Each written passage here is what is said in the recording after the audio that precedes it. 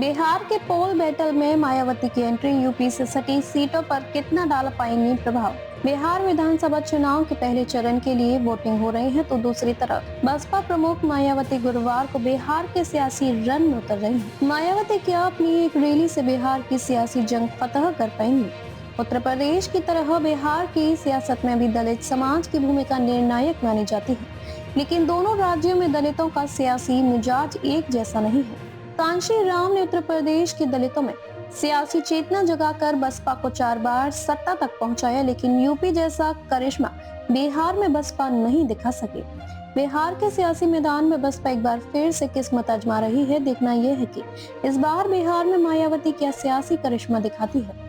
बिहार विधानसभा चुनाव में पहले चरण के लिए 121 सीटों पर जिस दिन वोटिंग हो रही है, उसी दिन बसपा प्रमुख मायावती बिहार में चुनावी हुंकार भरने के लिए उतर रही है। मायावती गुरुवार को कैमूर जिले के भभुआ क्षेत्र में जनसभा संबोधित करेंगी, जहां पर दूसरे चरण में मतदान है। इस बार बसपा की नजर यूपी से सटे हुए बिहार की विधानसभा सीटों पर है।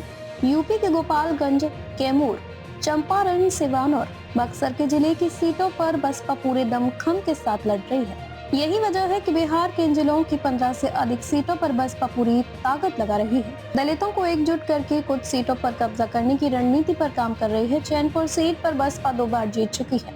2020 में बसपा ने ये सीट जीती थी, लेकिन जमा खान जेडीयू में शामिल हो गए। सासाराम की भगवती सीट पर बसपा ने विकास सिंह, मैदान में राजपुर सीट से लालजी राम है, तो बेलसंड सीट और शिवहर सीट पर नजर है।